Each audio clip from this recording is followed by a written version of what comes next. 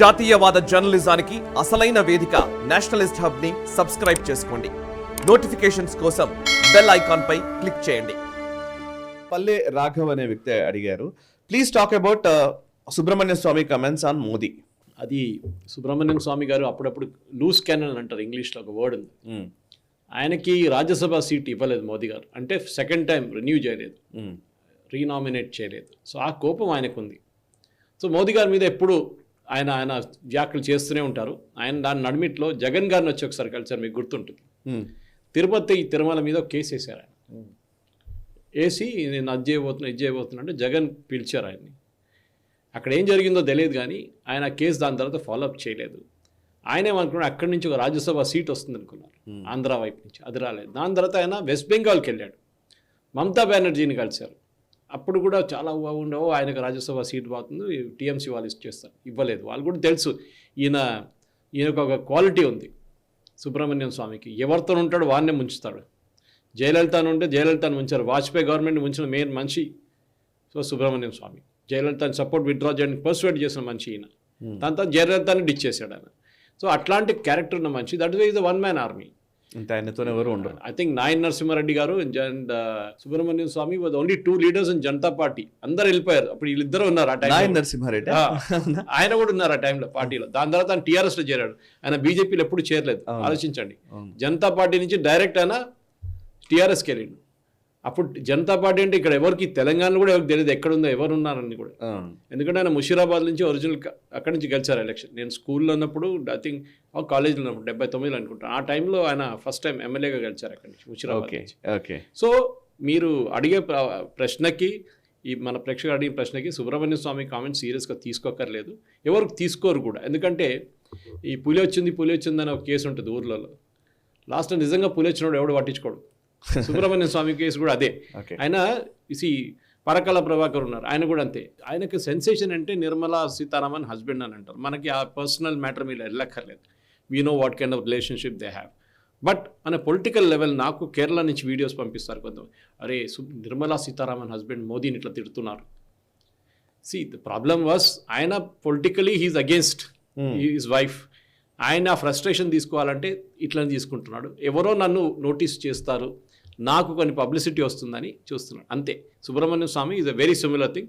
PIL champion ఆయన కూడా, కానీ ఇప్పుడు కొన్ని రోజుల నుంచి ఆయన పిఐఎల్కి రావట్లేదు, అటు పక్కన ఎక్కువ అటెన్షన్ ఇవ్వట్లేదు అనమాట.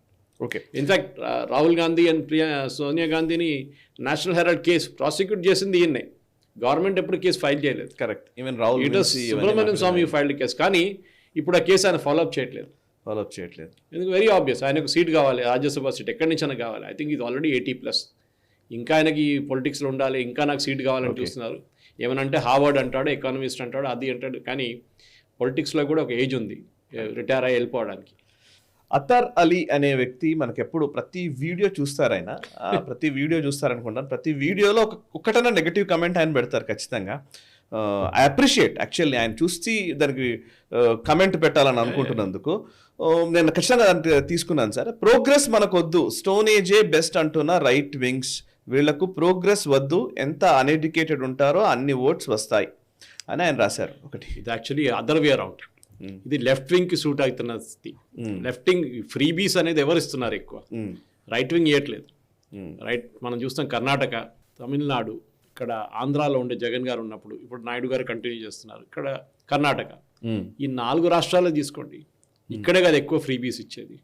మోదీ గారు ఎక్కడైనా ఫ్రీబీస్ ఇచ్చారు? ఇవ్వలేదు. ఒక ఫార్మర్స్కి, రైతులకు మాత్రం 6,000 రూపాయలు సంవత్సరానికి ఇస్తున్నారు, అది కూడా యాజ్ ఇన్పుట్ సబ్సిడీ ఇస్తున్నారు. ఓకే, ముందు అది మన ఫర్టిలైజర్స్ కోసం సబ్సిడీ ఇస్తుండే, అది ఇప్పుడు కూడా ఉంది. మళ్ళీ సీడ్స్ కోసం, ధాన్యాలు ఉంటే దానికోసం కూడా సబ్సిడీ ఇస్తారు, ఎందుకంటే చాలా స్ప్యూరియస్ సీడ్స్ మార్కెట్లో వచ్చిందని.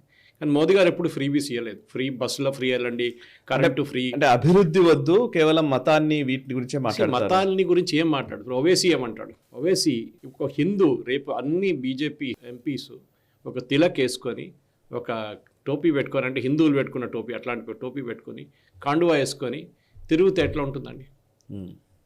మీరు ఆటోమేటిక్గా ఐడెంటిఫై చేస్తాడు, ఈడు హిందూ కట్టర్ హిందుత్వాది అని.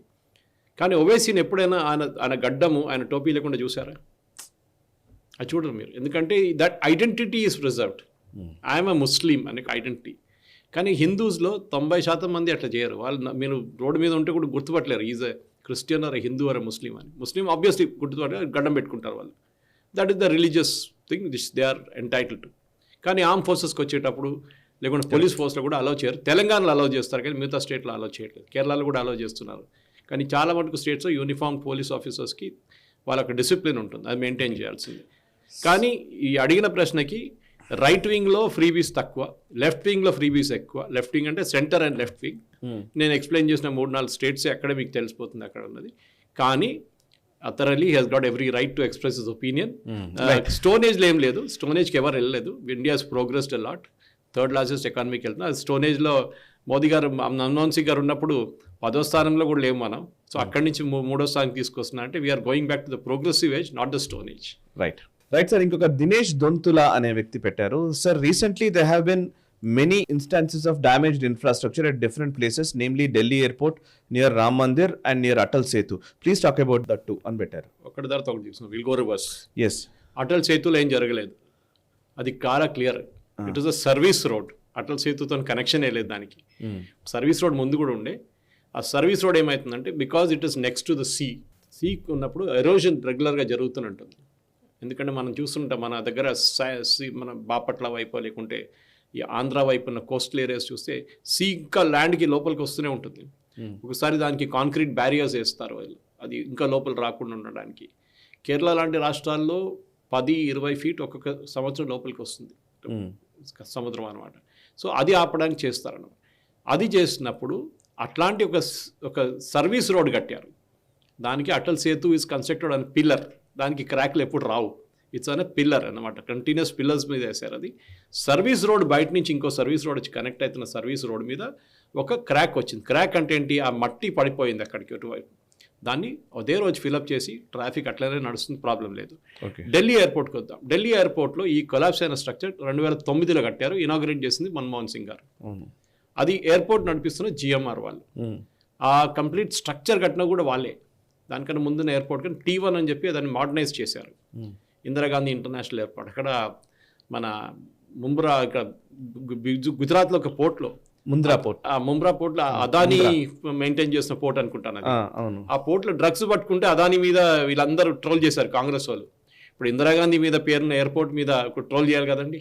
ఇందిరాగాంధీ గారి పేరు మీద ఉంది ఎయిర్పోర్ట్ అని. సరే జిఎంఆర్ వాళ్ళు పెట్టారు, they are responsible for it. దానికి గవర్నమెంట్తో సంబంధం లేదు. బట్ గవర్నమెంట్కి ఒక ఓవర్సీయింగ్ అథారిటీ ఉంటుంది. కానీ వైజాగ్ ఎయిర్పోర్ట్లో ఇట్లానే ఘటన జరిగింది. అప్పుడు కూడా మీకు గుర్తుంటుంది, సైక్లోన్ వచ్చినప్పుడు, హుడ్ అనుకుంటాను, హుడ్ వచ్చినప్పుడు అది జరిగింది ఆ టైంలో. సో ఇది కూడా ఒక సైక్లోనిక్ స్టామ్ లాగా ఉండే. It was very heavy winds. అక్కడ ఢిల్లీ ఒకటే కాదు, ఢిల్లీ చుట్టుపక్కల చాలా ఏరియాస్లో డ్యామేజ్ చేసింది. అయోధ్యకి వచ్చేటప్పుడు అయోధ్యకి ఎంట్రీ ఉన్న రోడ్స్ మీద జరిగింది ఇది. అయోధ్యకి వచ్చే రోడ్స్ మీద దానికి యూపీ గవర్నమెంట్ ఆల్రెడీ యాక్షన్ తీసుకున్నారు. మీరు చూస్తున్నారు ఈ విపరీతమైన వర్షం. అక్కడ ఒకటే కాదు, బీహార్లో 11 బ్రిడ్జులు పడిపోయినాయి. ఇప్పుడు ఎవరిని తిడతారండి, అదంతా లాలూ ప్రసాద్ యాదవ్ టైంలో కట్టింది, అది నితీష్ కుమార్ వీళ్ళతో ఉన్నప్పటి కట్ట వాళ్ళతో ఉన్న కట్టాడో చూస్తారా? ఒక స్టాండర్డ్ మీరు ఇదే బ్రిడ్జ్ కొలాప్స్ మీరు తెలంగాణలో కూడా చూశారు కదా, మేడిగడ్డ మీద మన బ్యారేజ్ చూశారు కదా, ఇప్పుడు కాళేశ్వరం మాట్లాడుతున్నాం కదా. సో ఇక్కడ కూడా చెప్పొచ్చా మీరు ఏం చేశారు, మీరు కూడా సరే there is been a damage, there is no doubt about it. Damage జరిగింది, దానికి రెస్పాన్సిబుల్ ఎవరున్నారో వాళ్ళు చేయాల్సింది. But this is a private airport, let us remember that. Private అట్లాంటి ప్రైవేట్ చాలా ఆర్గనైజేషన్స్ ఉంటుంది, బిల్డింగ్లు పడిపోయిన కేసులు ఉన్నాయి. కానీ ఇది definitely there has to be some action. అది జిఎంఆర్ వాళ్ళు చూసుకుంటారు, because airport is under them. ఆ ఎయిర్పోర్ట్ వాళ్ళకి ఇచ్చింది, కాంట్రాక్ట్ ఇచ్చింది సోనియా గాంధీ వాళ్ళ government, not Manmohan Singh. And let me correct, that decision was taken by Sonia Gandhi. దాని వెనక పెద్ద ఒక స్టోరీ ఉంది, how an Italian company was also involved in that అనేది. మనం దానికి ఎప్పుడు వెళ్ళక్కర్లేదు. కానీ జిఎంఆర్కి అప్పుడు కాంట్రాక్ట్ ఇచ్చిన వాళ్ళు అప్పుడు ఉన్న యూపీఏ గవర్నమెంట్ హయాంలో the decision was taken at very high political level. ఇట్లాంటి ఇన్ఫ్యాక్ట్ భారతదేశంలో ఫస్ట్ ప్రైవేట్ ఎయిర్పోర్ట్ కేరళలో ఉంది, కొచ్చిన్ ఇంటర్నేషనల్ ఎయిర్పోర్ట్. ఇప్పుడు లులు గ్రూప్ వాళ్ళ చేతిలో ఉంది, కానీ కొచ్చిన్ ఇంటర్నేషనల్ ఎయిర్పోర్ట్ అంటారు. స్టేట్ గవర్నమెంట్కి 20% ఎంతో స్టేక్ ఉంది, ల్యాండ్ వాళ్ళు ఇచ్చారని చెప్పేసి. మన దగ్గర కూడా స్టేట్ గవర్నమెంట్కి స్టేక్ ఉంది. ఇక్కడున్న హైదరాబాద్లో ఉన్న ఎయిర్పోర్ట్లో కూడా స్టేట్ గవర్నమెంట్కి ఉంది, ఎందుకంటే ల్యాండ్ వాళ్ళు కొంచెం ఇచ్చారు, ఆ ల్యాండ్కి వాళ్ళకి కొంచెం స్టేక్ ఇచ్చారు, మిగతా ల్యాండ్ జిఎంఆర్ వాళ్ళు కొనుక్కున్నారు. అన్ని ఎయిర్పోర్ట్లు, ముంబై ఇంటర్నేషనల్ ఎయిర్పోర్ట్ ఉంది, అక్కడ కూడా ఇదే ప్రాబ్లం ఉంది కదండి. ముంబై ఇంటర్నేషనల్ ఎయిర్పోర్ట్ చాలా మటుకు ఎన్క్రోచ్మెంట్స్ ఉన్నాయి, అక్కడ ఉన్న బర్డ్ స్ట్రైక్స్ చాలా ఎక్కువ, ఎందుకంటే చాలా లొకాలిటీస్ నుంచి.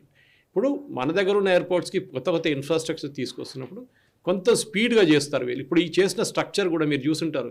ఇదే స్ట్రక్చర్ మీకు ఎక్కడ కనిపిస్తుంది? మీకు స్ట్రక్చర్ మీకు హజ్కి వెళ్ళినప్పుడు ఇదే టైప్ టెంట్స్ కనిపిస్తుంది మీకు అక్కడ. కరెక్ట్.